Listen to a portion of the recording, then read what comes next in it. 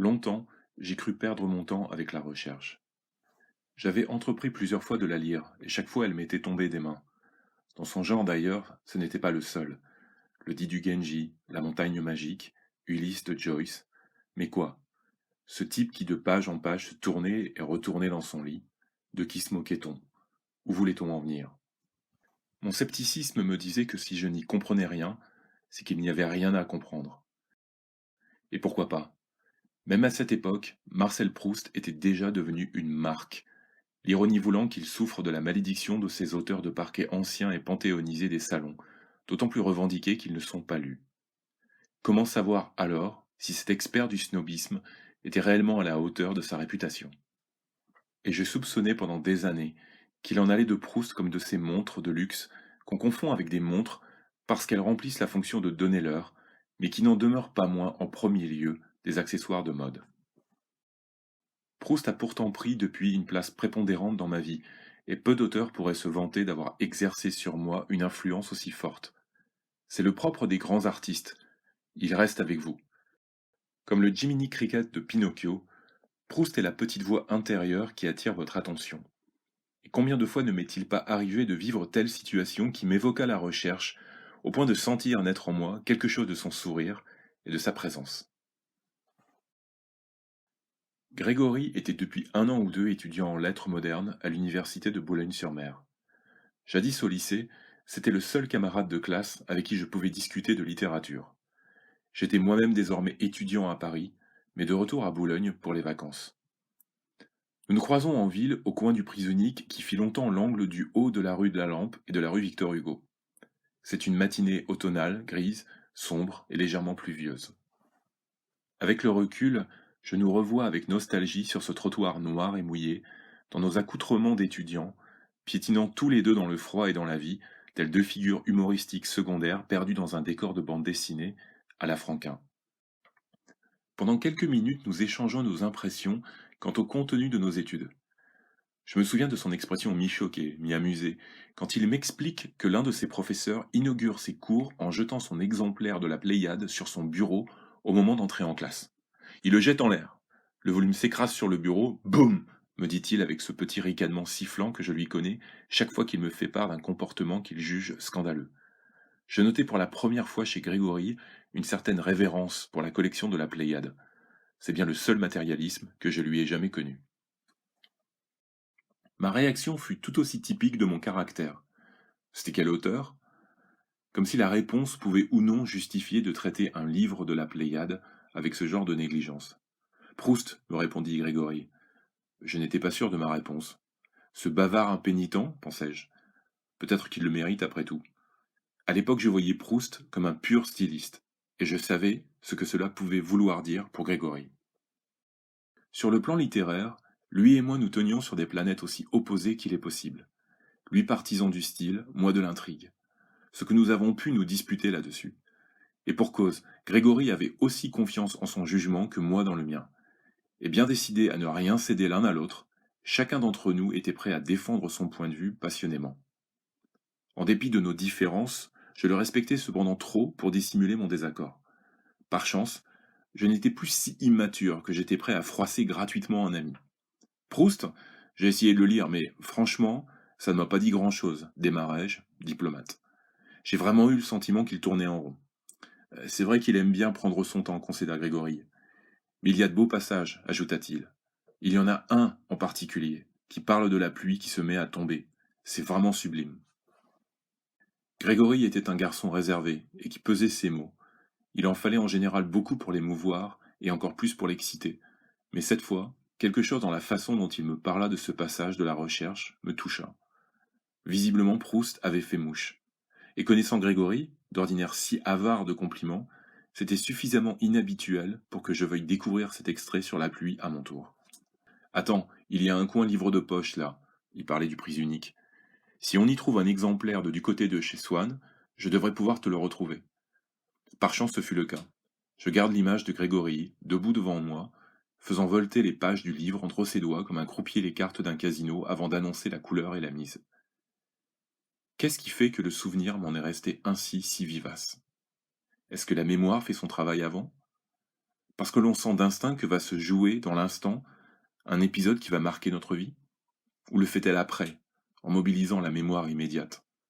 Mais différemment cette fois, dans le but de documenter sûrement une étape ou une composante destinée à devenir essentielle pour la compréhension a posteriori de notre identité et de notre parcours? Il commença à lire.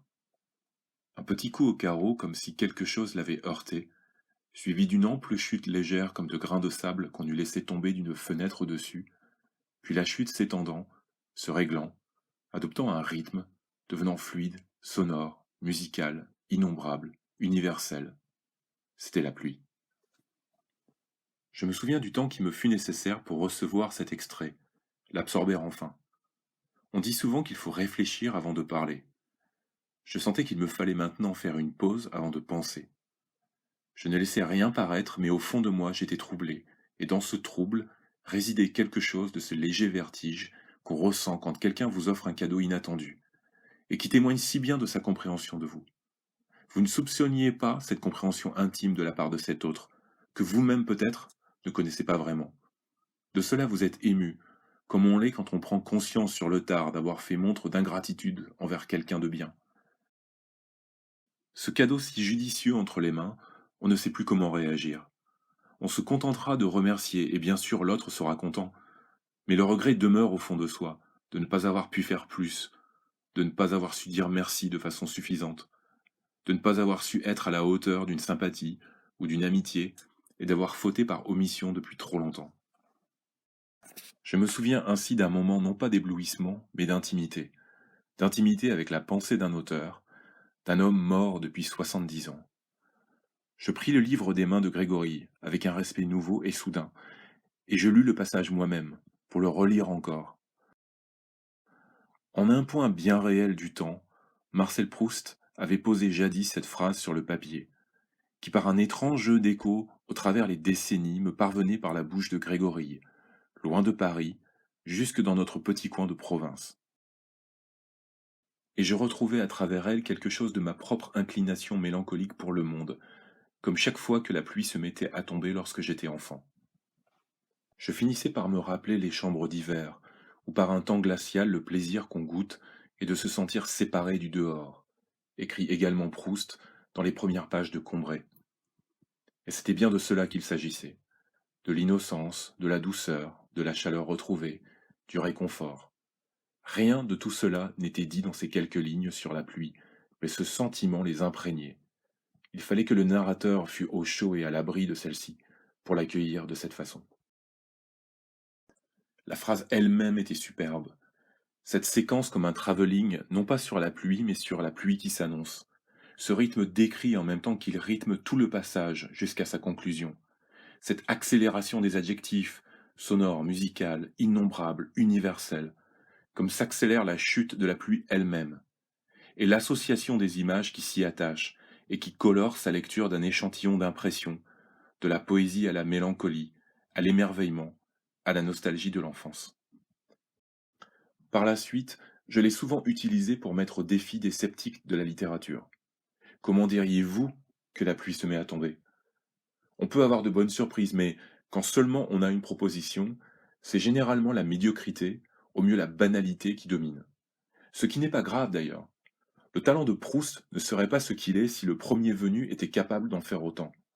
Cela vaut malgré tout la peine de noter que vous en apprenez beaucoup sur la personne avec qui vous discutez lorsqu'en partageant finalement la citation sur la pluie, vous pouvez observer sa réaction.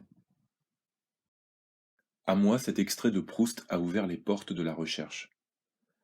Juste après cet échange avec Grégory, je suis allé acheter un exemplaire de Du côté de chez Swann en folio. Je venais de recevoir mon sésame, et je lus l'intégralité du grand œuvre de Proust durant les 4 ou 5 années suivantes.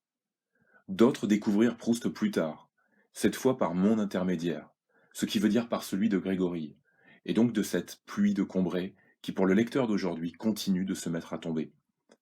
En dépit de sa réputation et la transformation du monde, la longue chaîne proustienne n'est pas cassée.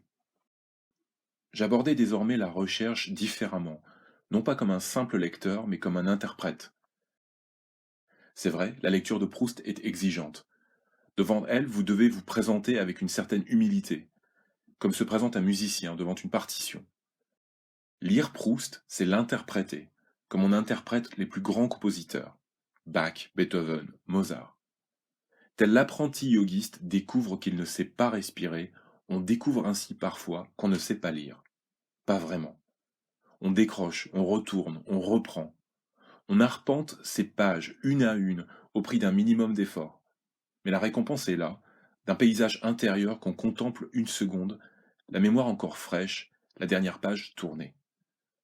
On en emporte une part, une toute petite part, oui, compte tenu de l'immensité de l'œuvre.